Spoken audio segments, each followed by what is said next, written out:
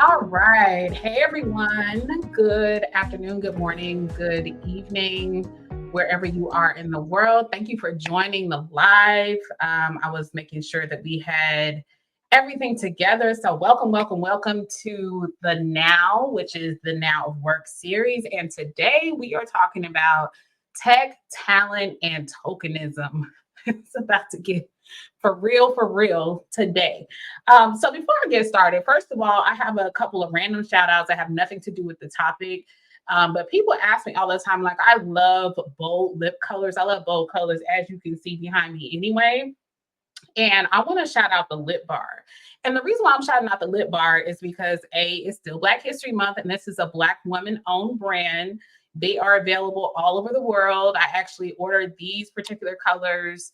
I have another one too on Amazon. But the reason why I shouted them out is because they were on Shark Tank several years ago. And basically, the sharks told them that they didn't have a really good business plan. Like, this is not going to work. Nobody wanted to invest. And now they have blown out. So, mind you, that has nothing to do with the topic today, except for I'm a Black girl who loves Black girls. And so I want to make sure that I am shouting them out because people do ask me about my lip color all the time. It is the lip bar. This color is called Boss Lady. My other favorite color is called Rich Auntie. Love both of them. Okay, so I've done that. I will be shouting out some other folks later. But first of all, my name is Janae Johnson. I'm the CEO of CTM Unlimited. And you're joining me for this live series. This is our second installment, so I'm really excited. I have James in the background, who is my producer today. Hey, Taylor. Taylor said, I love the lip bar. I do too. So I have James in the background.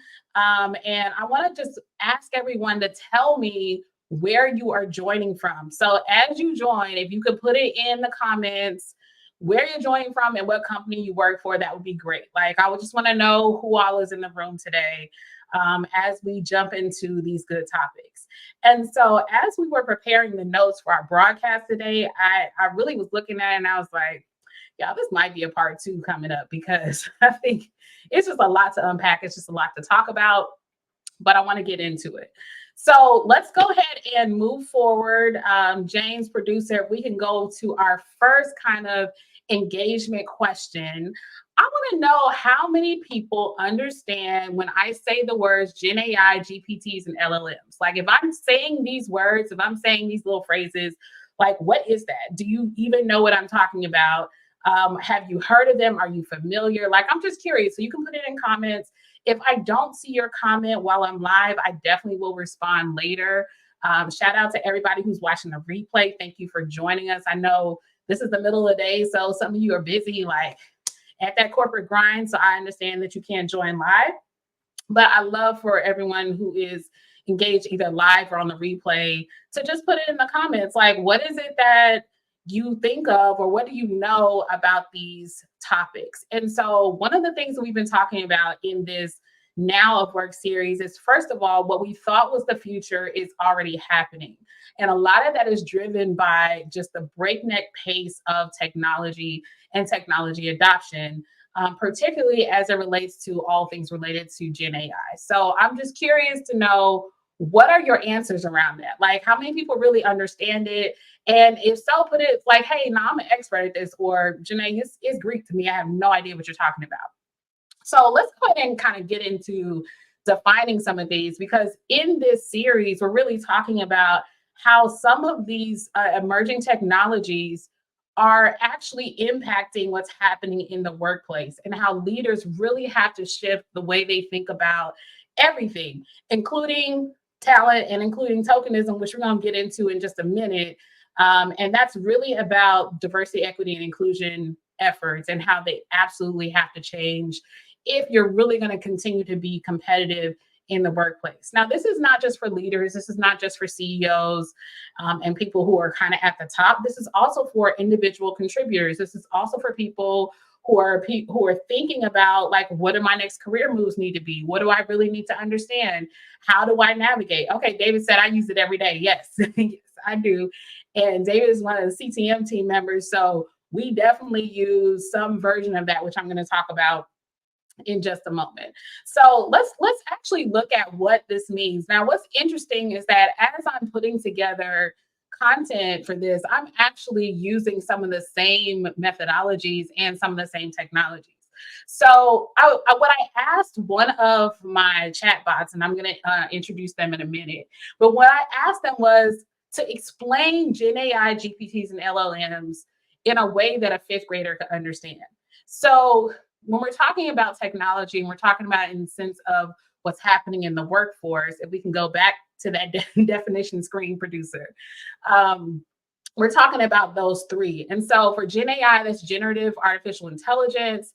And they're like a creative writing machine. And so what's interesting is that this whole analogy starts with thinking about if you had a giant box filled with tons of books and lots of stories. And these three technologies are like superpowered reading machines. And they learn from all of these books. So Gen AI is a creative writing machine. It's one of those machines that it reads all the stories, it learns how they're written, it analyzes them, then it uses what they read and that knowledge to write their own stories, poems, jokes, code, make movies, images, all of that. That's what Gen AI is if we were to explain it in this analogy. GPTs are generative pre-trained transformers. They're kind of like Gen AI, but they're really good at understanding language. So when you know about, I mean, like Chat GPT is actually a common one. They're the smartest kids in the reading club, according to this example. They can predict what words come next. They can answer your questions. They can complete your sentences. They really have like read all the books and understand and learn it. And large language models or LLMs, they're the biggest bookworms in their all. They're trained on more data. So this is where all the data is housed. It makes them really good at understanding complexity. So when you think about these three, you might be like, Janae, I'm not in tech. Like this has nothing to do with me, but it's literally all around us. So when we pick up our phones, those three technologies are actually at play at various different times. A lot of times we're on hold and we think we're on hold with a person, and really it's some bot that is asking us questions to get us to an actual live person. It's using some of this technology in the background. So let's go ahead and move on, because you might be thinking like, okay, Janae, so what does that have to do with me? And we're going to get to that. But first, I want to do some team shout outs. So as I said, I am the CEO of CTM Unlimited. We have an amazing team. We are a consulting firm. And so we have a lot of people who are very specialized in what they do. But here are some of my virtual, kind of, sort of, not real people team shout outs. So the first one is Jimmy. And then I have Coco and I have Chad. And I work with Jimmy, Coco, and Chad nearly every single day. But let me tell you what their real names are. So, producer, if you can go to the next one so we can talk about what their real names actually are. So, Jimmy is Google Gemini. Microsoft Copilot is Coco, and ChatGPT is Chad. And so, if you know me personally, I talk about Chad. I've been talking about Chad since, I don't know, probably like a year now. But these two new ones, Gemini and Copilot, they're kind of new to my team, right? So I actually give them names when I'm chatting with them. I actually say, hey, like I asked Chat GPT a few weeks ago. I was like, hey, can I call you Chad? And it came back. He was like, yeah, certainly. And so now Chat GPT, my version of it, responds to Chad. So I've given them names because one, it's fun, but also it's a way to kind of think about they truly are an extension of my team. But I say that with an asterisk and a caveat, because I gave two of them an assignment just a couple of days ago. And let me tell you what they came up with. It was trash. So let's go on to the next. I can tell you what they actually did. So I asked them to create actually an infographic that showed how could you explain GPTs and the flowchart of how GPTs work. And this is the one thing that I want you all to take away. This artificial intelligence, it's still very artificial. And so I asked Chad and Jiminy, I asked them both separately to create a simple flow chart. And you see what it came up with? So if you notice at the top, there's like input. I don't even know what that says. They did not get this right. If you notice that, like, it's not really clear, you can't really read it very well. You can notice at the top, like, not only are things misspelled, but it's just not like they did not understand the assignment. They did not nail the assignment. And so the point here is it is really important, even though we have all of this technology at our fingertips, critical thinking skills are even more important today than they ever were. Because if you think about how you have to have the ability to evaluate what these machines actually give you, you also have to have the ability to give it the right input. So, for those of you who are thinking about, okay, well, what skills do I need to continue to be competitive right now? You really want to think about some of those skills that might not necessarily be getting some kind of, yeah, you can go back. It may not be a skill where you're getting some kind of certification or training around this. Like, yes, that is important. But what you really need to understand is like, hey, I got to be a really good critical thinker. I have to know how to prompt the technology, and I need to be able to evaluate it for accuracy, for relevancy. So at the very bottom of any of these, like in small print, if you go to Google Gemini, if you look at ChatGPT, even in Copilot chat, you'll notice it says it's all experimental. So you need to verify and validate the results that you get. And so that's one of the things that I really want to focus on today is talking about like, what do leaders need to now do, now understanding what's happening with tech? And so from a talent perspective, what do they need to be doing right now?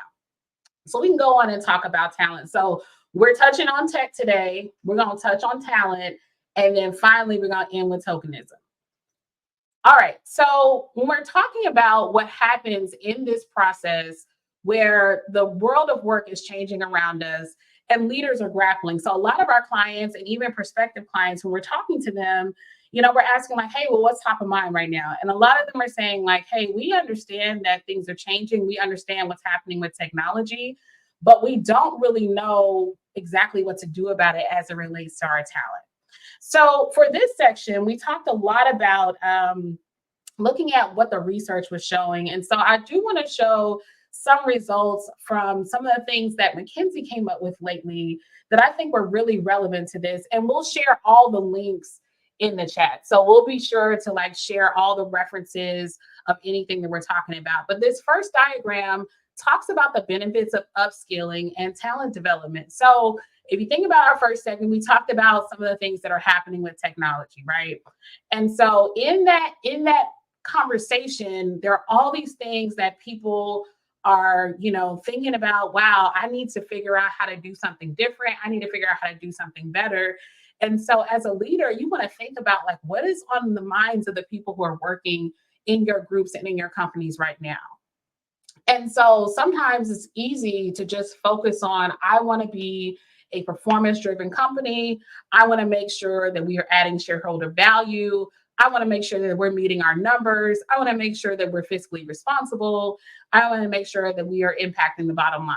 And that's great. But what this study shows is that there are really a lot of benefits to focusing on upskilling and talent development for your people in this new age of the workplace. And so if you notice in the top right quadrant, it looks at people and performance winners. And it's basically saying that, and I know the text is kind of small. So again, we'll share the original document with you. But basically, it's saying that companies that are focused around people and performance are consistently in every category. So when it comes to attrition rate, return on invested capital, economic profit, their outperformance livelihood, the revenue growth, all of that. This actually shows how much it really pays off. Like this really, really, really pays off. And then next, so producer, if you can go to the next diagram, we want to talk about this actually gets into what happens when you're a company that is not people and performance driven. So there are these four quadrants on the screen right now. One is talking about a performance driven company. The other one is talking about people and performance. And those are the winners. Those are the ones who are winning. And you can kind of see the overlaps there too. So I'm doing all these hand gestures as if you all can see where I am on the screen. But you can see on the far right where there are overlaps. And so one of the things that I saw as I was looking through this research is that a lot of companies fall into that category of what we would call typical performers. There are no clear patterns observed. And I said, oh, that sounds shady. It's basically saying, we don't really know what y'all are over there doing. We're not really sure if you're going to be a winner or a loser. It depends on which quarter it is. Sometimes it also depends on what segment of the business it is. And so I'm not gonna name any names because you all, if you follow me, you know I try my best not to name any names. It has to be an extreme situation to do so. But I wonder about some of these leaders and some of these companies that are in that category of typical performers because I know who some of them are. And what that means is that within each of the segments of their business, they have really people and performance winners within that segment, but not overall. They may have leaders who are super focused around that, but not the entire business. And so overall, that business does suffer sometimes. So I want to take a moment and go to the comments because I did not get a chance to look at the comments. I see David, I see Taylor, I see some others. And David, thank you for putting those key points up on the screen. That's really, really important, especially for the people that are watching the replay. So we can move on to the next segment and kind of talk a little bit more about this talent piece. So just to recap so far, because I want to make sure that you're with me. We have talked about technology and we've talked about all the things that are happening around Gen AI today and how it's changing the workforce and how this is a part of this now of work. We talked about talent. We talked about how companies really have to focus on upskilling and reskilling and how that's going to be the most important part in terms of your overall performance as a company, not just because it's good to do for your people, but because that is what you need as a company in order to be successful in this new age of work.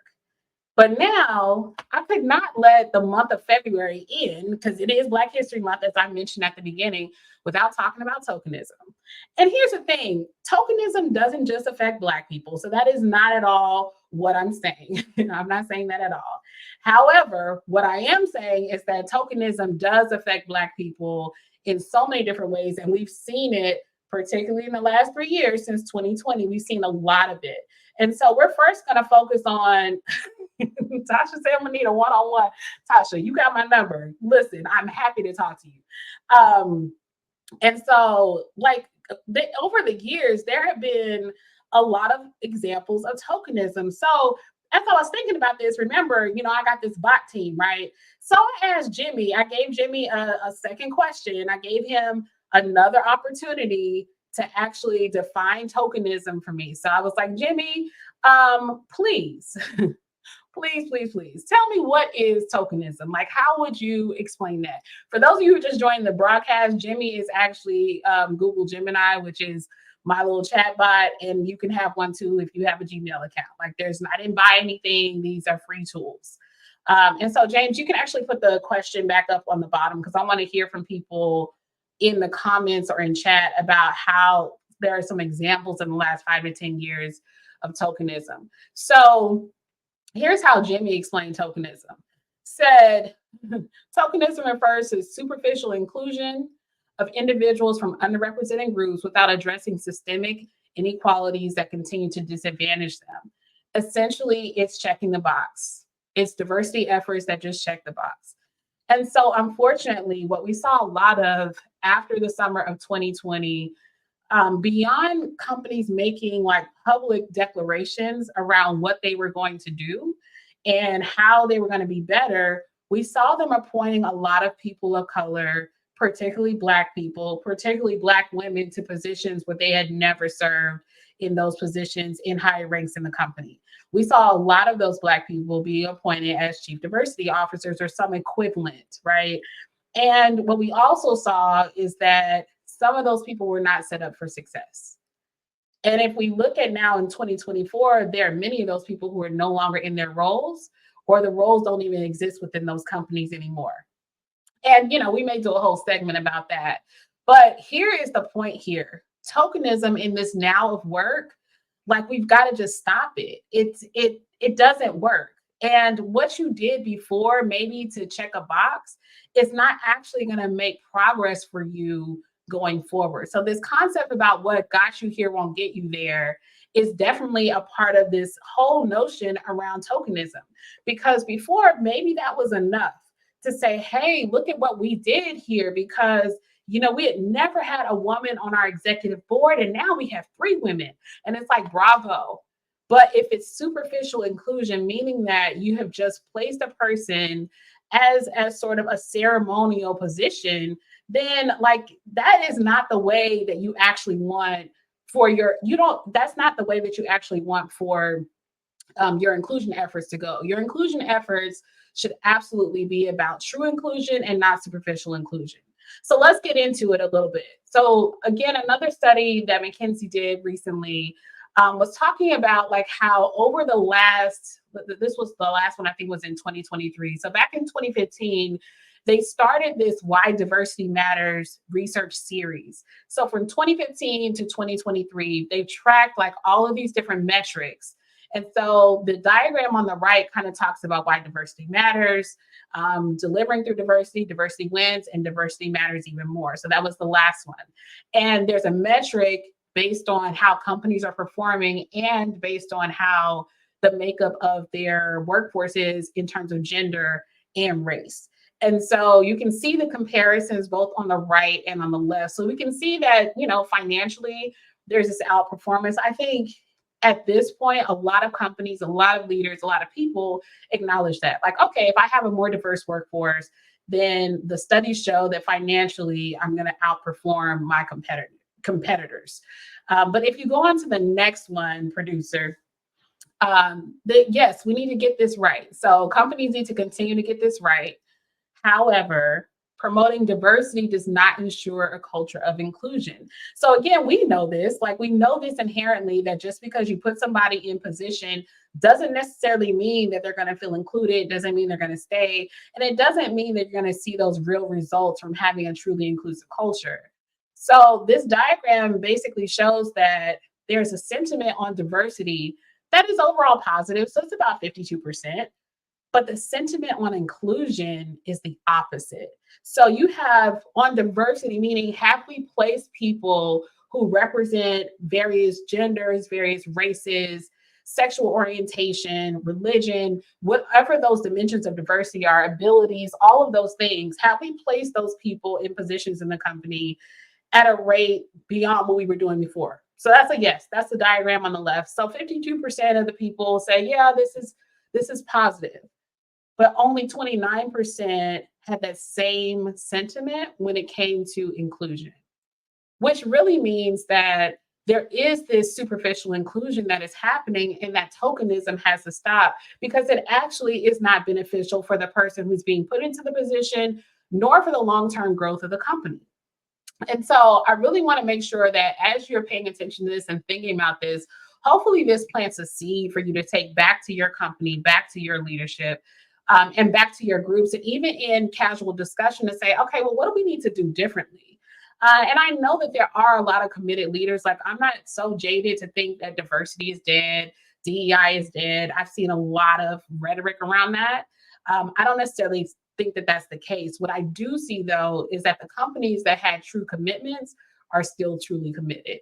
And the ones that did not, they kind of faded away. They held their breath until it went away, so to speak, or they now have found some convenient reasons because of socio and political pressures to say, well, we don't want to put the company at risk, so we're going to have to just scale back these efforts. So we see that a lot. I feel like I just missed a comment for somebody, so I want to actually go back. Yes, thank you. Okay, hey, Alex. Inclusion efforts have to be systems driven and equity oriented to be effective. Yes, yes, yes. I could not agree more. And so, from our standpoint, as a consulting firm, we've done a lot of work in this space over the last 3 to 4 years. But it's always been from the lens of equity, which is even deeper than inclusion. And a lot of times, equity is something that people don't understand just from the standpoint of they think it's about equality, and it's really not, when equity is truly about systems and it is about driving systems that are sustainable. And so one of the things that I want to make sure that I leave you with is going back to that point about what got you here won't get you there. So as you think about how you use technology in this world, whether you are a CEO, an independent contributor, or somewhere in between, if there is a difference in terms of how you adopt. Secondly, when you think about how you used to treat your talent, how you used to prioritize development, how you used to look at skilling up, even how you used to look at hiring and recruiting, what you did 5 years ago, even is not going to be the same thing that's going to make you successful in 2024. Because what we thought was the future of work, that maybe we had some time to kind of look at it, it's happening now. It's already here. So I would love for you all to answer this question at the bottom, because I know we talked about a lot of things. We talked about tech, we talked about talent, and we talked about tokenism. But what was your biggest takeaway? Because I really think there are a couple of these topics that I want to do a deeper dive in, but I want to make sure that wherever that deep dive is coming from, it's because this is what you all need to hear. So as you're responding to that in the comments, and shout out to everybody who has stayed on for the whole live. Also, shout out to all of the people watching the replay from this live broadcast. I would love for you to answer that question in the comments. But I do want to talk shortly about what we do at CTM Unlimited and how we are helping companies with these challenges currently. And so if you are a company who is saying like, Janae, you know what? I get it. I understand this. This makes a lot of sense. We are struggling to figure out what is the strategy behind it, because a lot of times there are leaders in companies who are smart enough to get it. They're smart enough to do the work, but they also don't necessarily have the strategic focus to do it. And that's where our teams are able to come in and actually partner with leaders to go from, let's first identify where you are and assess what that looks like. And then let's identify what your objectives are, because every single team, every single leader, every single organization is going to have a different set of objectives. And the part that I love about the work that we do is that we actually get to partner with our clients long term on seeing that through, on making sure that whatever we said is the objective actually gets carried out, and that we have some results to show at the end of it. And so as you are answering your question about what was your biggest takeaway, if this is something that you need support on, scrolling at the bottom of the screen, you can go to our website and fill out a contact us form. Someone from our team will be in contact with you. If any of the topics that we touched on that you're like, hey, I want to hear more about that, like, please put that in the comments. You can book a discovery call with someone on our team, and we're happy to chat with you about what's happening at your company and give you some guidance on what the next steps might look like. So first of all, thank you to my entire CTM team. I saw several of them. I saw David, I saw Taylor. I know Haley's around. James, thank you for being my producer today. Thank you to those of you who joined the broadcast. And I'm even going to shout out my little bot team, even though they failed me in putting some of this content together. So, shout out to Jimmy and Chad and Coco, because they still continue to allow me to be even more productive. And I'm going to encourage you to find your version of that team, and encourage you to find your version of your chatbots, but also use it responsibly. And please think critically and continue to upskill yourself in the areas that really matter. I would love to see you again on our next installment of the Now of Work. And I hope you enjoy the rest of your day. Talk to you soon. Bye, everyone.